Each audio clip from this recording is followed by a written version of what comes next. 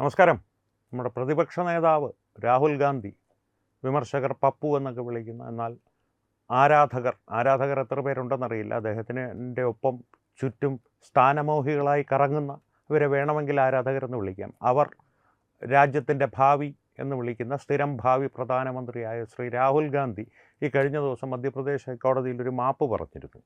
അടിസ്ഥാനപരമായിട്ട് മറ്റൊന്നുമല്ല, അദ്ദേഹത്തിൻ്റെ സ്ഥിരം പരിപാടിയാണ്. കാരണം ഓർമ്മയുണ്ടാകും, ചൗക്കീദാർ ചോർ ഹേ എന്ന് സുപ്രീം കോടതി പറഞ്ഞു എന്ന് ആരോപിച്ച്, അല്ലെങ്കിൽ അങ്ങനെ അവകാശപ്പെട്ട് ഒടുവിൽ സുപ്രീം കോടതി പിടിച്ച് ബെഞ്ചിൽ കയറ്റി നിർത്തിയപ്പോൾ മാപ്പെന്ന് പറഞ്ഞ് അദ്ദേഹം സ്ഥിരമായിട്ട് ഇത്തരത്തിൽ എന്തെങ്കിലും ഒരു തെറ്റായ പ്രസ്താവന, വ്യാജ പ്രസ്താവനകൾ സ്ഥിരമായി ഏതെങ്കിലും വേദിയിൽ മൈക്ക് കിട്ടിയാൽ ഉടനെ നടത്തുകയും അതിന് പിന്നീട് മാപ്പ് പറഞ്ഞ് തടിയൂരുകയും ചെയ്യുന്ന അദ്ദേഹത്തിൻ്റെ ഒരു സ്ഥിരം പരിപാടിയാണ്.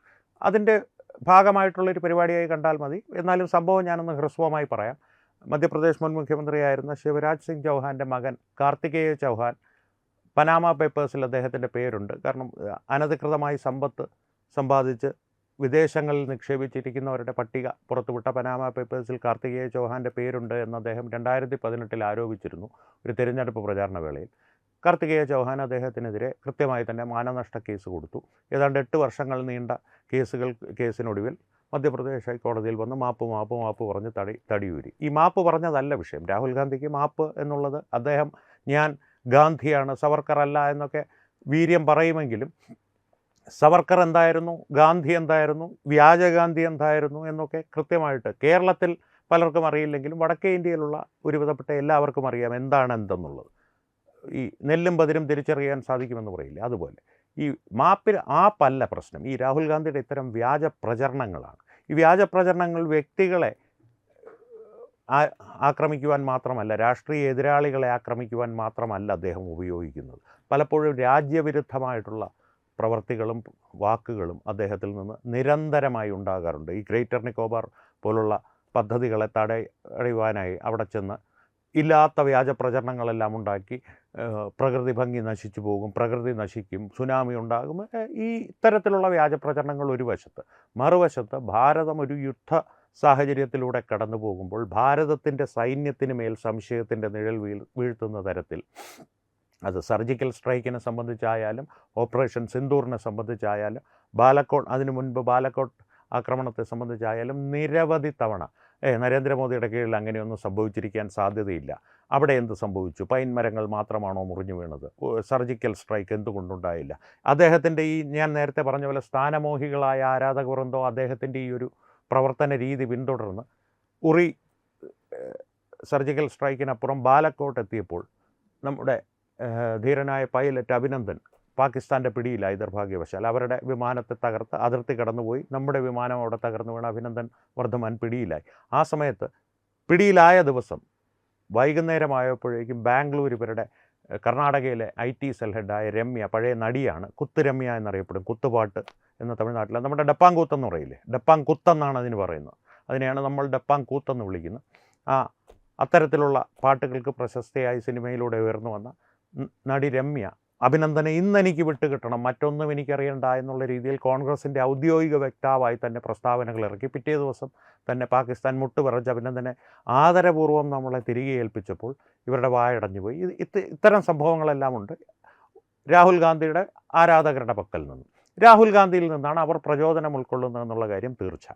രാഹുൽ ഗാന്ധിയിലേക്ക് വന്നാൽ ഓപ്പറേഷൻ സിന്ദൂറിൻ്റെ സമയത്ത് നമ്മുടെ 5 റഫേൽ നഷ്ടപ്പെട്ടു, 7 റഫേൽ വിമാനങ്ങൾ നഷ്ടപ്പെട്ടു. കൃത്യമായ കണക്ക് എനിക്ക് അറിഞ്ഞേ മതിയാകൂ.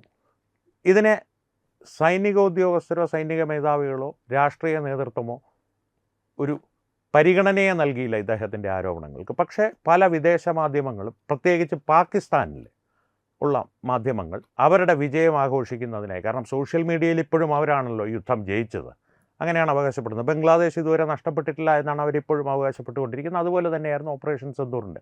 നൂർഖാൻ ബേസൊക്കെ അടിച്ചു നിരത്തി തകർത്ത് തരിപ്പണമാക്കിയപ്പോഴും അവർ അവകാശപ്പെട്ട ഞങ്ങളാണ് ജയിച്ചത്, റഫേലിനെ വീഴ്ത്തി, അതിന് AI-ലൊക്കെ വീഡിയോ ഉണ്ടാക്കിയും ചിത്രങ്ങളുണ്ടാക്കിയും ലോകത്തിൻ്റെ മുൻപിൽ അവർ നാണം കെട്ടുപോയ സംഭവങ്ങളുണ്ടായിട്ടുണ്ട്.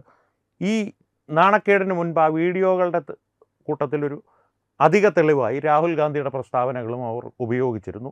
നിരന്തരമായി രാഹുൽ ഗാന്ധിയുടെ ഇത്തരം പ്രസ്താവനകൾ പാകിസ്ഥാൻ ഉപയോഗിക്കാറുണ്ട്. അപ്പോൾ തന്നെ എത്രത്തോളം രാജ്യവിരുദ്ധമാണ് രാഹുൽ ഗാന്ധിയുടെ പ്രവർത്തികളും വാക്കുകളും എന്നുള്ളത് നമുക്ക് ഊഹിക്കാവുന്നതേ ഉള്ളൂ. ഇപ്പോൾ ഈ വ്യോമസേന തന്നെ പുറത്തുവിട്ടിരിക്കുന്ന കണക്കുകൾ അനുസരിച്ച് നമ്മൾ വാങ്ങിയ എല്ലാ റാഫേൽ വിമാനങ്ങളും പ്രവർത്തനക്ഷമമാണ്, സർവീസിലുണ്ട്, യുദ്ധസജ്ജമാണ്. ആ വിവരങ്ങൾ പുറത്തു വന്നതോടുകൂടി ആ വ്യാജ പ്രചരണവും പൊളിഞ്ഞു. രാഹുൽ ഗാന്ധിയുടെ വ്യാജ പ്രചരണം പൊളിയുന്നതുമല്ല ഇവിടെ വിഷയം.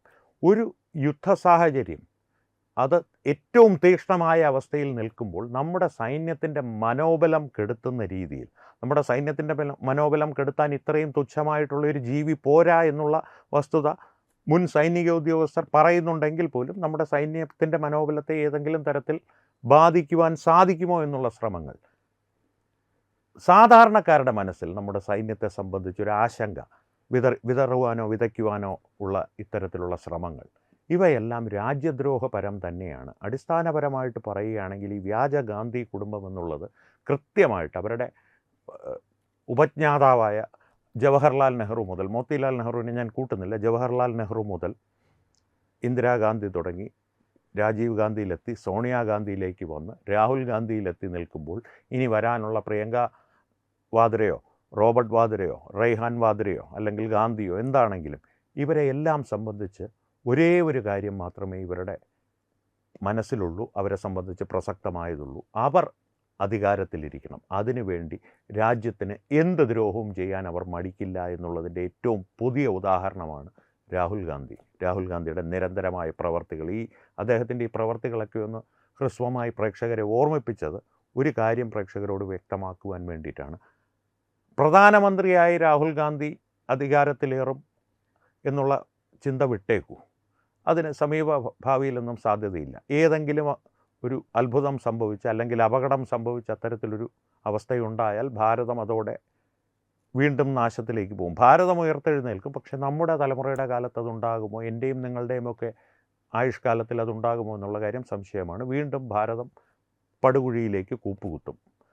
പക്ഷേ പ്രധാനമന്ത്രി ആകില്ല എന്നുള്ളൊരാശ്വാസം നമുക്കുണ്ട്. അദ്ദേഹത്തിൻ്റെ കയ്യിലിരിപ്പ് കാരണവും ജനം അദ്ദേഹത്തെ, വടക്കേ ഇന്ത്യക്കാർ അദ്ദേഹത്തെ തിരിച്ചറിഞ്ഞത് കാരണം. കേരളത്തിൽ ഇനിയും അദ്ദേഹത്തെ തിരിച്ചറിയുവാൻ പലരുമുണ്ട്, പല കാരണങ്ങളാൽ.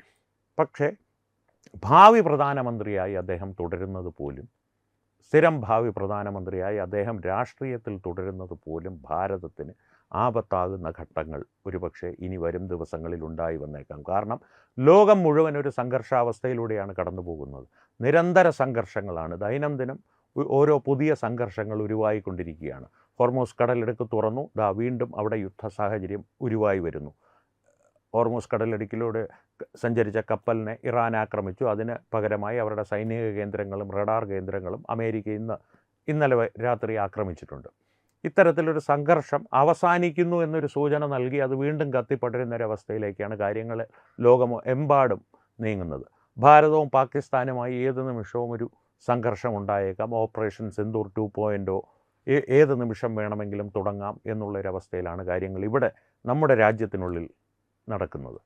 അത്തരത്തിലുള്ളൊരവസ്ഥയിൽ രാഹുൽ ഗാന്ധിയെപ്പോലെ ഒരു, പഴയ ഭാഷയിൽ പറഞ്ഞാൽ എക്സ്ക്യൂസ് മൈ ലാംഗ്വേജ്, പക്ഷേ കാരണവന്മാരുടെ ഭാഷയിൽ പറഞ്ഞാൽ ഒരു പാഷാണത്തിൽ കൃമി, നമ്മുടെ നാട്ടിൽ ഒരു രാഷ്ട്രീയ പ്രവർത്തകനായി, ഒരു സാമൂഹിക ജീവിയായി, ഒരു പൊതുമണ്ഡലങ്ങളിൽ ഒരാളെ സ്വാധീനിക്കാൻ ശേഷിയുള്ള അല്ലെങ്കിൽ ആ തലത്തിൽ അധികാരത്തിലിരിക്കുന്ന ഒരു വ്യക്തിയായി നമ്മുടെ രാഷ്ട്രീയത്തിൽ തുടരുന്നത് നമ്മുടെ രാഷ്ട്രത്തിന് ഭൂഷണമാണോ അല്ലയോ, അഭികാമ്യമാണോ അല്ലയോ എന്നുള്ളത് തീരുമാനിക്കേണ്ടത് ജനങ്ങളാണ്. സ്ഥിരമായി വീട്ടിലിരുത്തണമോ, പിടിച്ച് ജയിലിലിടണമോ, നാട് കടത്തണമോ എന്ന് തീരുമാനിക്കേണ്ടത് ജനങ്ങളുടെ തീരുമാനത്തിന് ശേഷം ഭരണകൂടമാണ്. നരേന്ദ്രമോദിയുടെ ഭരണകൂടമാണെങ്കിൽ അങ്ങനെ, യോഗി ആദിത്യനാഥിൻ്റെ പ്രാദേശിക സംസ്ഥാനത്തുള്ള ഭരണകൂടമാണെങ്കിൽ അങ്ങനെ. അവരുടെ തീരുമാനം ജനങ്ങളുടെ തീരുമാനത്തിന് ശേഷമേ പക്ഷേ ഉണ്ടാകാൻ പാടുള്ളൂ. ജനങ്ങൾ ആദ്യം തീരുമാനിക്കണം, ഇയാൾ വീട്ടിലിരിക്കണം. അമേത്തിയിലെ ജനങ്ങൾ ഒരിക്കൽ തീരുമാനിച്ചതാണ്. കേരളത്തിലെ ജനങ്ങൾ ആ വിധിയെ മാറ്റി എഴുതി തിരിച്ചൊരു ഉണർവുണ്ടാക്കി കൊടുത്തു. അത്തരത്തിലൊരബദ്ധം കേരളത്തിലെ ജനങ്ങളും ചെയ്തിട്ടുണ്ട്. എന്തായാലും പ്രേക്ഷകർക്ക് ചിന്തിക്കാനൊരു ഫുഡ് ഫോർ തോട്ട് എന്ന് പറയുമല്ലോ, അത് ഫുഡ് ഫോർ തോട്ട്സ് തന്ന് ഈ ഒരു വിഷയം കയ്യിലെടുത്തൊന്ന് അവതരിപ്പിക്കാമെന്ന് കരുതി. ഈ വിഷയത്തിൽ പ്രേക്ഷകരുടെ അഭിപ്രായങ്ങൾ എന്താണെന്നുള്ളത്, നിങ്ങളുടെ ഈ തോട്ട്സിനുള്ള ഈ ഫുഡ് നിങ്ങൾക്ക് രുചിച്ചോ അതോ അരുചികരമായിരുന്നോ എന്നുള്ളതെല്ലാം കമൻറ്റുകളിലൂടെ അഭിപ്രായങ്ങളായി രേഖപ്പെടുത്തുക. തീർച്ചയായും വീഡിയോ ലൈക്ക് ചെയ്യുക, നിങ്ങളുടെ പ്രിയപ്പെട്ടവരുമായി പങ്കുവയ്ക്കുക, ഷെയർ ചെയ്യുക. ഏറ്റവും പ്രധാനപ്പെട്ട കാര്യം, തത്വമയി ന്യൂസിൻ്റെ യൂട്യൂബ് ചാനൽ നിങ്ങൾ സബ്സ്ക്രൈബ് ചെയ്തിട്ടുണ്ടെന്ന് ഉറപ്പുവരുത്തുക. സബ്സ്ക്രൈബ് ചെയ്ത് ദേശീയതയോടൊപ്പമുള്ള ഈ യാത്രയിൽ തത്വമയി ന്യൂസിൻ്റെ ഒരു കുടുംബാംഗമായി നിങ്ങളും ഞങ്ങളോടൊപ്പം ഉണ്ടാകണം. അപ്പോൾ നന്ദി, വീണ്ടും കാണാം. സംവാദങ്ങൾ തുടരട്ടെ. നമസ്കാരം. HIV അണുബാധ സന്തോഷപൂർണമായ ഒരു ജീവിതത്തിന് തടസ്സമല്ല. HIV അണുബാധയ്ക്ക് ഫലപ്രദമായ ചികിത്സ ഇന്ന് ലഭ്യമാണ്. ഇതിന് യഥാസമയം അണുബാധ കണ്ടെത്തുന്നതും കാലേക്കൂട്ടി ചികിത്സ നടത്തേണ്ടതും അത്യാവശ്യമാണ്. സൗജന്യമായ ചികിത്സയും മാർഗനിർദ്ദേശങ്ങളും സർക്കാർ ആശുപത്രികളിലെ ART അഥവാ ഉഷസ് കേന്ദ്രങ്ങളിൽ ലഭ്യമാണ്. ആരോഗ്യ സംരക്ഷണം ഓരോരുത്തരുടെയും ഉത്തരവാദിത്തമാണ്.